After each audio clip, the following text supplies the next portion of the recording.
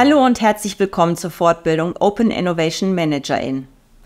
In diesem Modul befassen wir uns mit dem Thema Open Innovation mit Hochschulen und Instituten. Eine nicht unbedingt alltägliche, aber besonders naheliegende Verbindung im Kontext der Open Innovation ist die Zusammenarbeit von mittelständischen Unternehmen und Hochschulen bzw. Instituten. Zum Bereich der Hochschulen gehören dabei insbesondere Universitäten und Fachhochschulen, die selbst Forschung und Entwicklung betreiben.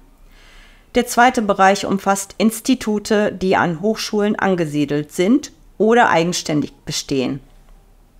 Auch Forschungsgruppen, die auf bestimmte Themen fokussiert sind, lassen sich häufiger finden. Über diese beiden Hauptbereiche hinaus gehören zu diesem Partnerbereich auch Reallabore, Innovationsnetzwerke, Science Showrooms oder zum Beispiel Initiativen der Wirtschaftsförderung. Wichtig ist, dass die Offenheit dieser Einrichtungen zur Zusammenarbeit mit Unternehmen häufig sehr hoch oder sogar explizit gewünscht ist. Und die Unternehmen können unter Umständen stark von ihrem Wissen profitieren. Hier stellen wir 3 typische Anlässe für eine Kooperation im Rahmen der Open Innovation vor. Der erste Anlass ist, von neuen Forschungsergebnissen zu profitieren. Hochschulen und Institute setzen sich in der Regel mit den aktuellen und relevanten Forschungsthemen auseinander. Sie sind dabei zum Beispiel häufig in Drittmittelprojekte involviert, bei denen es gilt, neue Lösungsansätze für Herausforderungen in der Wirtschaft zu entwickeln.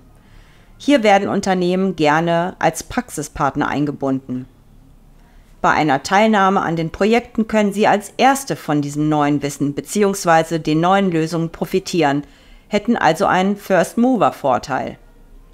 Der zweite Anlass für eine offene Innovationskooperation ist ein konkretes Unternehmensanliegen, das es zu lösen gilt. Dabei stellt ein Unternehmen einer Hochschule oder einem Institut eine Aufgabe, die es exklusiv für das Unternehmen zu lösen gilt.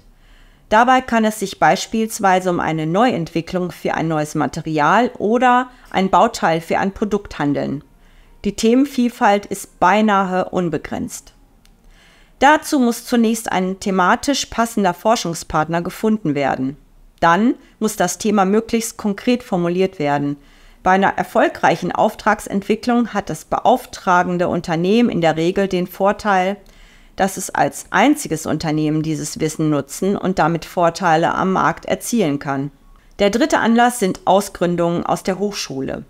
Zahlreiche Hochschulen fördern die Gründung von Unternehmen durch ihre Studierenden in der finalen Phase des Studiums. Diese Gründungen basieren häufig auf neuem Wissen, das in der Hochschule entwickelt wurde. Teilweise werden sogar Institute oder technische Einrichtungen der Hochschule im Geschäftskonzept integriert. Diese Ausgründungen aus Hochschulen können inhaltlich sehr spannend für mittelständische Unternehmen sein.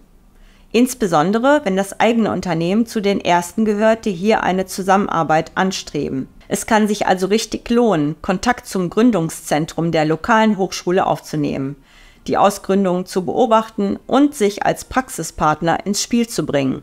Sollte ein geeigneter Anlass für eine Kooperation mit Hochschulen und Instituten gefunden sein, so stellt sich die Frage, welche Formen oder Formate für die Kooperation geeignet sein können. Wie eben vorgestellt, kann zu diesen Formen die Beteiligung an Drittmittelprojekten gehören. Unternehmen werden hier häufig bereits in der Antragsphase in das Projektkonsortium aufgenommen. Um dabei zu sein, lohnt es sich, den Austausch mit der lokalen Hochschule zu suchen und Interesse an der Beteiligung in Forschungs- und Entwicklungsprojekten zu bekunden. Bei der Auftragsforschung liegt der Ball im Feld des Unternehmens. Hier zählt Eigeninitiative, also passende Hochschule oder passendes Institut identifizieren und dann direkt das Gespräch suchen, ob eine Unterstützung im Rahmen eines Auftragsforschungsprojekts vielversprechend erscheint. In einigen Regionen Deutschlands gibt es darüber hinaus sogenannte Forschungs- oder Exzellenzcluster. Hier kommen Hochschulen, Institute, Unternehmen und andere wichtige Akteure zusammen, um ihre Expertise in zukunftsorientierten Themen zusammenzubringen und neue Ansätze zu entwickeln. Eine Beteiligung an solch einem Cluster kann große Informations- und damit Wettbewerbsvorteile für ein Unternehmen mit sich bringen. Eine noch größere Bandbreite bei dem Format besteht in der Zusammenarbeit mit den Studierenden, die häufig bedeutende Trägerinnen neues Wissens sind. Zum Beispiel können Unternehmen mit den Professorinnen und Studierenden im Rahmen von Vorlesungen zusammenarbeiten, in denen das gelernte Theoriewissen an einem realen Sachverhalt des Unternehmens erprobt werden kann.